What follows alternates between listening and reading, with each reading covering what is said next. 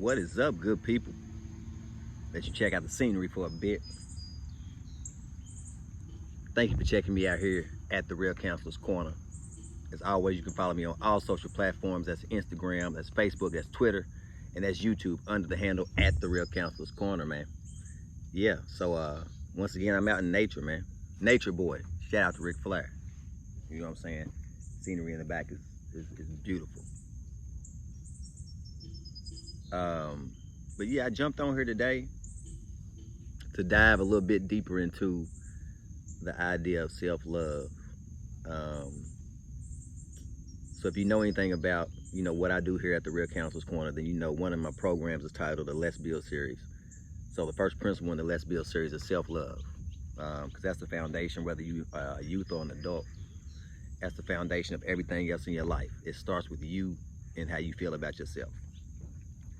So that's why we're going into a little bit more depth with self-love.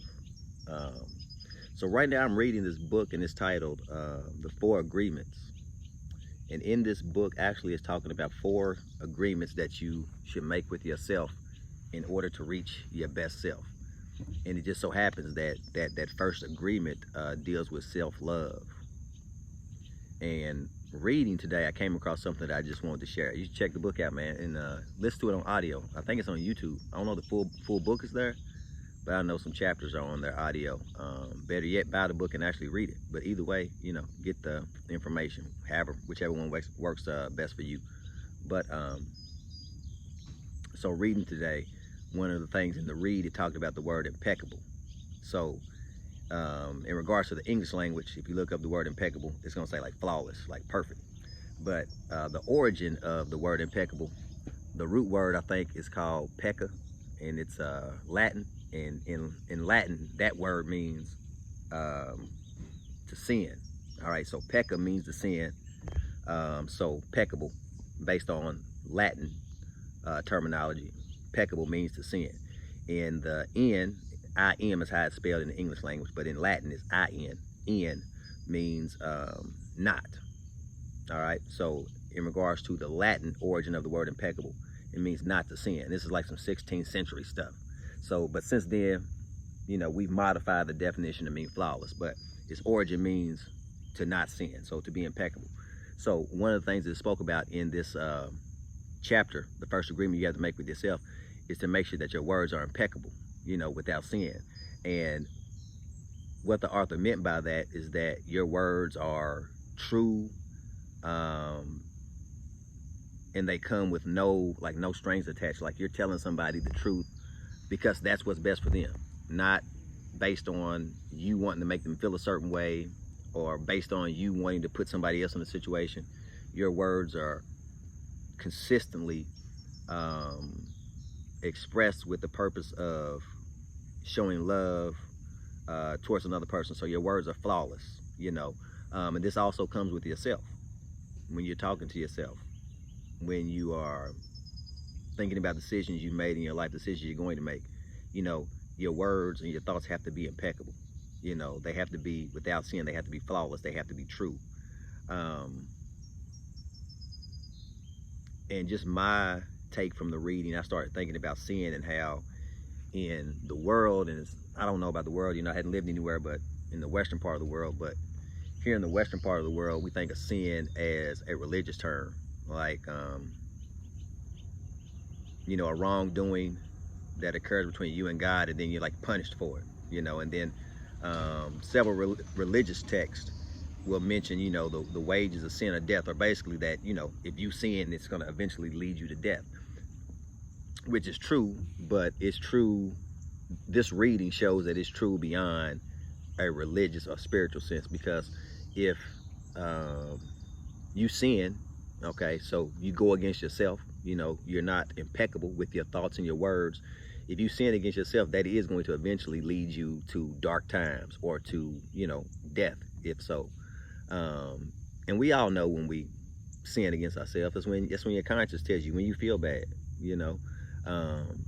So as long as you do that, yes, you can live a life of, lying to yourself, then it is going to lead you to some dark times. Those sins, because your life is not impeccable, it's not without sin, Those sins are going to lead you to the darkness that all these religious texts speak about. All right. That's why some people will say, you know, hell can be here on earth if that's what you create, and vice versa. Heaven can be here on earth if that's what you create. So a part of that is just being impeccable with your words to yourself, you know, being flawless, not going against yourself, you know, because that's what I believe sin really is. Because when you go against yourself, the natural order of things, then, you know, it makes you feel a certain way. Regardless how you may appear on the exterior, when you lay down at night, it makes you feel a certain way. You know, when you go against the natural order of things, you know, go against what your heart is telling you. And sometimes we do that for a variety of reasons. Sometimes we're put in situations where we feel like we have to do that. But it's always best to be impeccable, you know, flawless with your words, meaning you're speaking truth with the intention of helping the person you're speaking to, and you do the same thing with yourself. So the first agreement to self-love is just being impeccable with your words, you know, without sin, being truthful and being forward.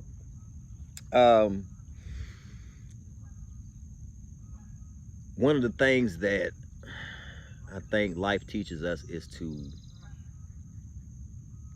lie to ourselves. You know, it's very easy to lie to yourself so much that you even believe it's the truth.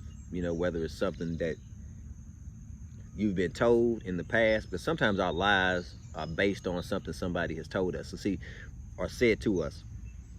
The thing about trying to live a life where your words are impeccable, you have to be very conscious of what you say to everyone. Because a lot of times we say things to each other, and the intention is not to harm the other person, but regardless of what the intention is, the words you say, you know, they can cast a spell upon another person. All right, and this is something I've always taught far before reading this text, is that the words that we speak, they have the ability to cast a spell on people. And if you don't believe me, go say something to somebody that you know is going to hurt their feelings. Watch how their emotions change. If you don't believe me, think about all the stories you hear about how kids grow up believing they're not good at something, or that they're ugly, or that they're stupid, all because people have been saying those things to them, you know. So when your words are not impeccable, then it's going to cast a negative spell upon people. And vice versa, when your words are impeccable, they are true, they are flawless, they are without sin, then that's going to do right by people. That's going to put them in a direction that's going to, you know, push them towards something positive. So the first step in learning to love yourself is trying to live a life where your words are impeccable. That means they are true, they are flawless when you speak to others and when you speak to yourself, man. Because at the end of the day, if you don't feel comfortable with who you are, and you don't love who you are, your flaws, and you know, the things you're good at, then regardless of how much someone else loves you, it's not going to work. You know, they're not going to be able to love you because you still hadn't learned to love yourself. Because there's going to be times when you're going to have to love yourself. So you got to learn that. So I say all that to say, self-love, foundation of my 5 principle program. All right.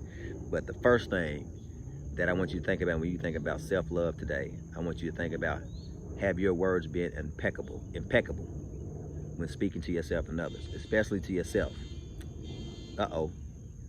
Have your words been without sin? Have they been true? Be honest with yourself, man. When you're honest with yourself, you learn to love yourself, and then everything else is up from there. So yeah, that's what I'm dropping today here at the Real Counselor's Corner. August 2nd, I'm gonna be at the Owensboro Convention Center for the Umbrella Project. Over 700 educators from the state of Kentucky are going to be there. I'm going to be talking about helping youth build a foundation based upon certain principles. So we're going to get into that. But today, in this particular moment, we're talking about self-love and the importance of living a life to where your words are impeccable. All right, and we learned the true meaning of that word in the beginning of the video. Go check it out.